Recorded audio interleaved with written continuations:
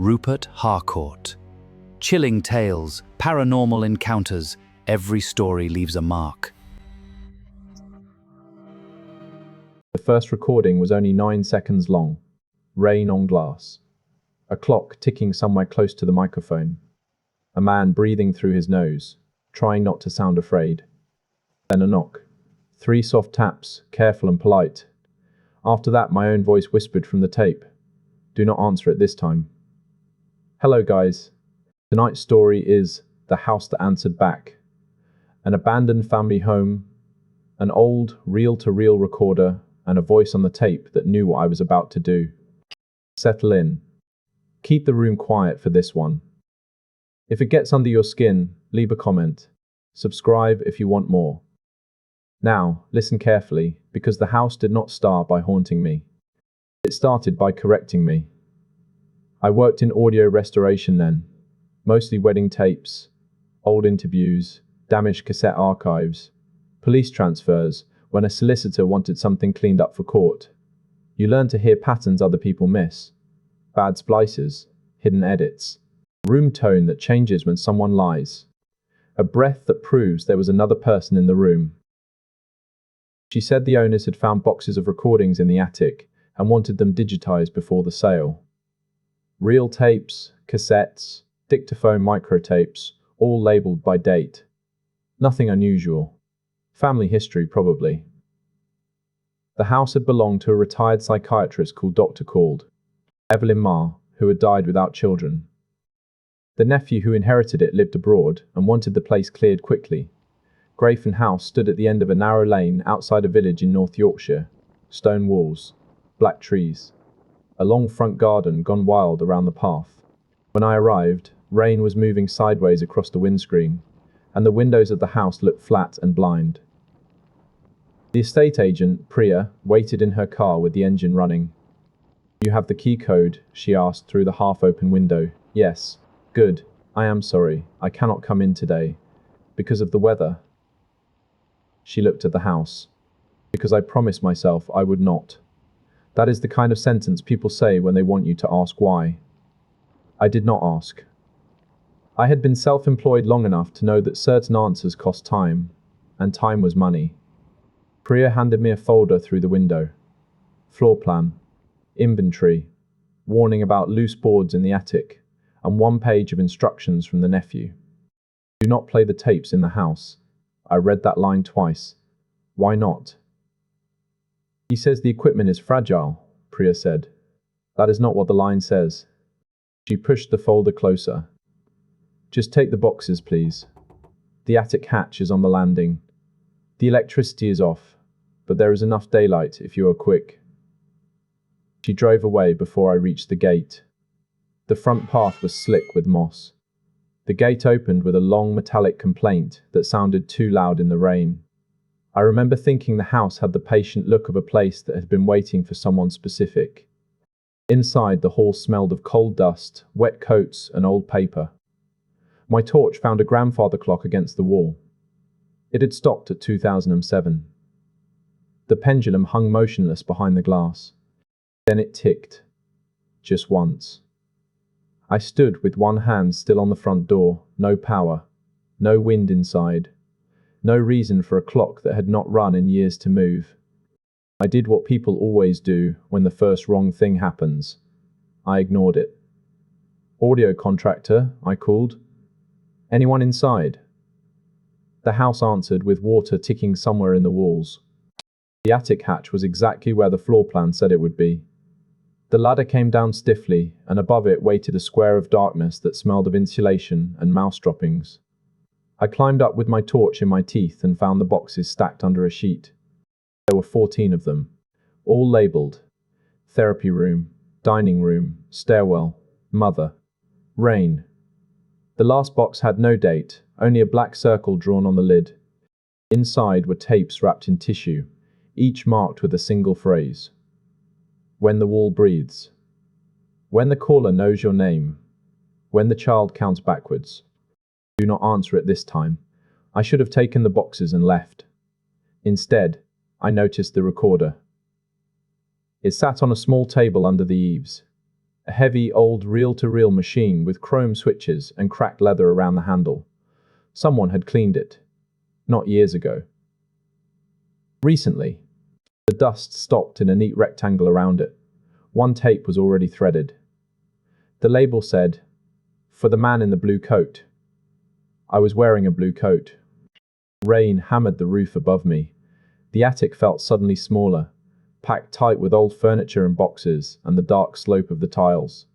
I told myself it was a prank. Priya had seen me arrive. She had made the label, threaded the tape, and left it for a laugh. It was a cruel thing to do, but people are cruel when they are afraid and want someone else to be afraid too. I pressed play. The reels turned. At first there was only hiss. Then rain, close and clear, as if the microphone had been pressed against the window. A clock ticked. 1 second, 2, 3, then a knock. 3 soft taps. A man's voice said, "Do not answer it this time." It was my voice. Not similar. Not someone doing an impression, mine. The little catch on the word answer. The tiredness at the end of the sentence.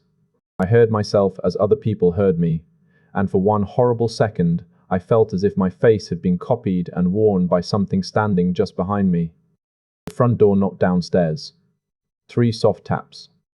I stopped the tape. The knocking stopped with it. I stood very still in the attic, one hand on the switch, listening to the rain and to my own pulse. I had the child's instinct that if I did not move, nothing in the house would know where I was. Then the recorder clicked. It had been stopped. I had stopped it. But the reels began turning again. This time, Dr. Evelyn Marr spoke. Her voice was old, dry, and precise. Session 43. Subject remains non-compliant. The House has learned anticipatory speech. It no longer repeats. It predicts. There was a pause, then another voice. A child. It knows what you will do before you do it. I backed away from the recorder and hit my shoulder on a wardrobe. Something inside the wardrobe shifted, soft and heavy, like a coat falling from a hook. The recorder kept playing. "If the listener is present," Dr. Marr said, "do not permit him to leave by the front door." From downstairs came the click of a latch, the front door locking itself. I grabbed the nearest box and climbed down the ladder too fast, missing the last rung and landing hard on one knee. The hall below was dimmer than before. Rain-striped shadows crawled across the walls. The front door would not open. I tried the handle twice, then the deadbolt. Then I pulled hard enough to hurt my wrist. The brass knob stayed cold and still. Behind me, the grandfather clock began to tick. Not once. Steadily. The pendulum swung behind the glass. The hand still read 2007. I took out my phone. No signal. Of course no signal. Then the landline rang. I did not touch it. On the third ring, the answering machine beside it clicked on. My voice came through the tiny speaker. "Do not pick up." The receiver lifted by itself. Not all the way, just enough to leave the cradle. From the earpiece, very faint, a child began counting backwards from 10. 10, 9, 8. I went to the kitchen because it had a back door on the floor plan. The kitchen was long and low, with green tiles, yellowed cupboards, and a table set for one person. A cup sat in the sink. A teaspoon rested beside it, still wet. The back door was bolted from the inside. That should have been good news. It meant I could unbolt it.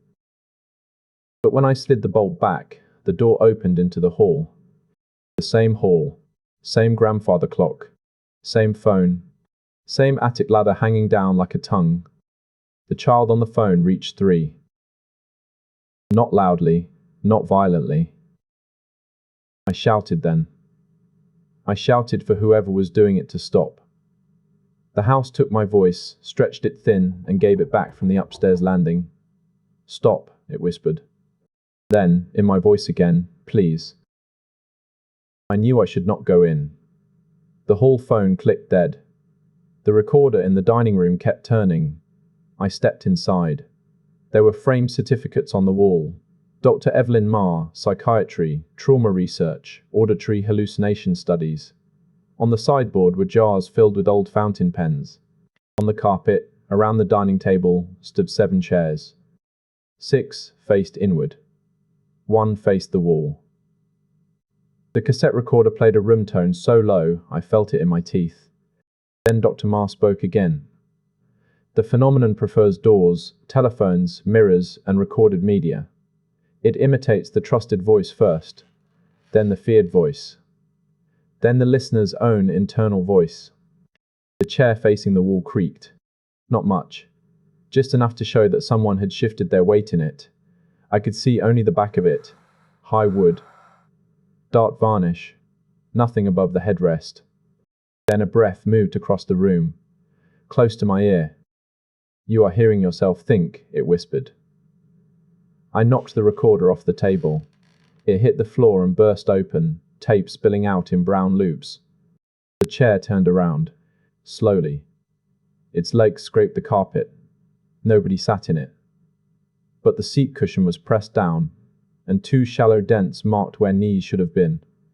The room temperature dropped so quickly that my breath fogged.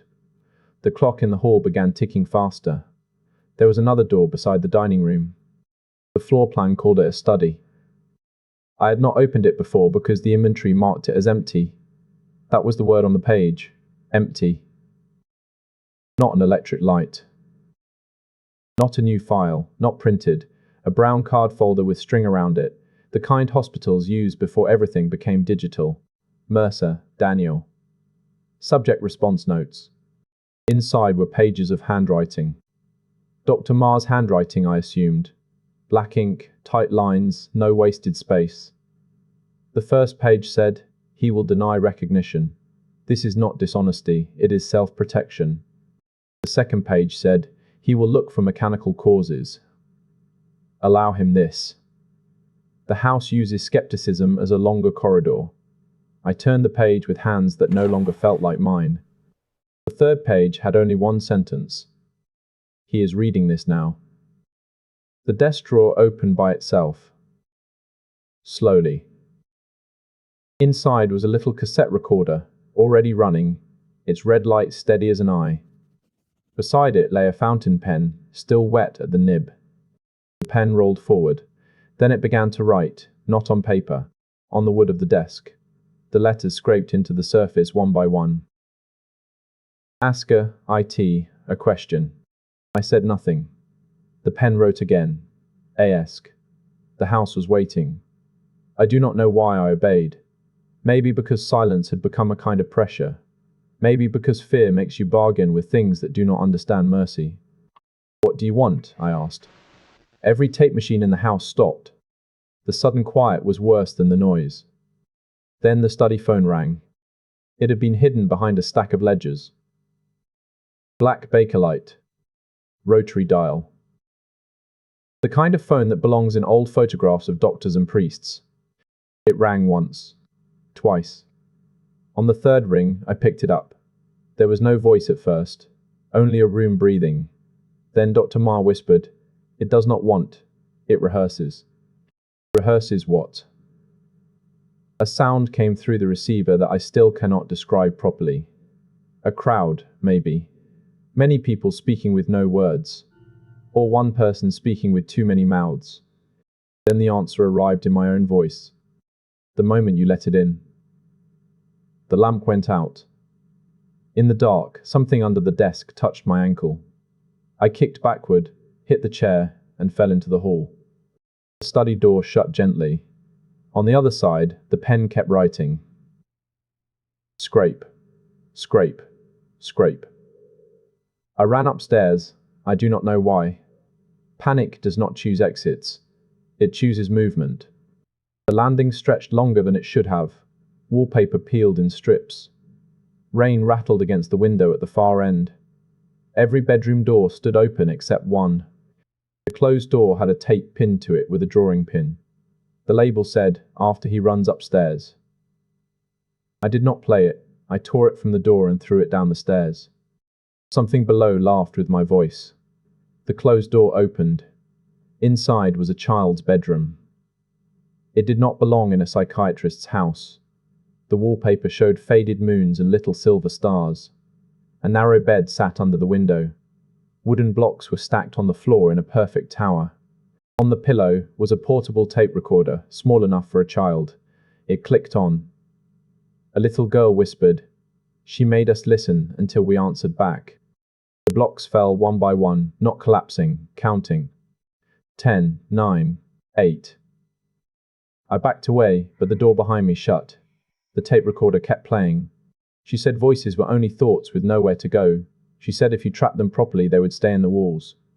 The window reflected the room. In the reflection, someone stood behind me. I turned. No one.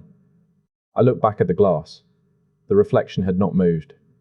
It was a woman in a dark cardigan, hair pinned tightly, one hand resting on my shoulder. Dr. Ma. Her eyes were fixed on mine through the window, though in the room itself there was only empty air. Her reflected mouth opened. The tape spoke for her. Subject is now aware. The hand in the reflection squeezed. Pain bloomed in my real shoulder. I broke the window with the torch. Cold rain blew in. Glass fell into the garden below. For one wild second, I thought I could climb out onto the porch roof, but the drop was wrong. The attic was. My blue coat lay on the attic floor beside it. I was still wearing that coat. The child's counting reached 3, 2, 1. The bedroom door unlocked. Not opened. Unlocked. A small, neat click. I understood then that the house did not want to keep me by force. It wanted me to choose the next room. That was worse. I opened the door and stepped back onto the landing. Every room in the house was playing a different recording. Dr. Ma in the dining room, the child in the bedroom, my own voice from the attic, the phone ringing below, the clock ticking everywhere. Together, the sounds formed a sentence, not spoken at the same time. Layered. As if the house were assembling language from whatever it had trapped. Stay. I went down the stairs slowly, because running had only made the house more excited. At the bottom, the front door stood open. Rain blew across the threshold. The lane was outside. Real lane. Real gate. Priya's tire tracks filled with water. I did not move. On the hall table, the cream phone waited with the receiver beside it. From the earpiece came my voice. If you leave now, it follows. Then I heard a second voice, not from the phone, from the recorder in the attic. Dr. Ma, for the first time, sounded afraid. It cannot cross unless you carry it. I looked down at my hands. I was holding a tape. I had no memory of picking it up. The label said, home copy. The clock. The phone. The rain on the windows. Even my breath seemed to vanish for a moment. Then, from somewhere inside the walls, the house knocked. 3 soft taps. I ran through the open door and did not stop until I reached the gate. Priya was there. Her car idled at the roadside, wipers moving. She was crying before I reached her, which frightened me more than anything she could have said. You played one, she said. I told her I had not taken anything. She looked at my shoulder. There, on the blue fabric of my coat, was a handprint in dust. Small fingers. A child's hand. The first 2 had sent invoices anyway. Neither had attached audio files. Grafton House burned down 6 nights later. The official cause was electrical, which was impressive for a house with no electricity. The fire started in the attic and took the roof before the brigade arrived. Locals stood in the lane and watched the windows glow orange from the inside. Priya sent me one message the next morning. It said, "Did you keep any copies?" I replied no. Then I deleted the thread. That should have been the end of it. It was not. The first week after the fire, I kept hearing knocks in harmless places. Radiators cooling after midnight. Pipes in the wall. A delivery driver at the wrong flat. Normal sounds, all of them. I knew that. I kept a little notebook and wrote down each one, because writing things down makes them smaller. It turns fear into evidence, and evidence into something you can put in a drawer. But on the 8th night, I woke at 2017. Not around 2017. Exactly. My bedroom was dark. Rain moved against the window. Somewhere in the flat, a clock was ticking, though I did not own one with hands. Then my computer turned on in the next room. I saw the pale rectangle of the monitor light under the door. I lay still for almost a full minute, trying to convince myself that automatic updates existed and fear did not get to own every coincidence. Then the speakers clicked. My audio software opened by itself. I heard the little electronic pop of an empty track arming to record. Then, through the wall, I heard my own voice say, "Test 1. I had not spoken. The waveform began drawing across the screen. I walked into the room with my phone torch on. The computer chair was pulled back from the desk. The microphone was not plugged in. A new audio file was recording anyway. The track name was already filled in, home copy 2. I reached for the power button. The speakers whispered, "Do not interrupt yourself." Then the recording played what sounded like my flat from outside my flat. Rain in the street. A car passing. Someone breathing on the landing. The letterbox lifted with a soft metallic flap. 3 taps came from my front door. I did not move. The taps came again. On the computer screen, the waveform changed shape before the sound reached me, as if the machine was drawing the knock a second early. That was when I understood what Dr. Ma had meant by rehearsers. The house was gone, but whatever had used it had learned the order of things. It did not need walls anymore, it needed expectation. A listener. A machine waiting to be told what happened next. I deleted the file without playing the rest. For 2 months, nothing happened. 3 months later, a client brought in a box of damaged cassettes from his late father's garage. Routine job. Football interviews, local radio, family parties. The 5th tape had no label. I put it into my deck, pressed play, and heard rain. Then a clock. Then 3 soft taps. My own voice whispered from the speakers, "Do not answer it this time. Good night."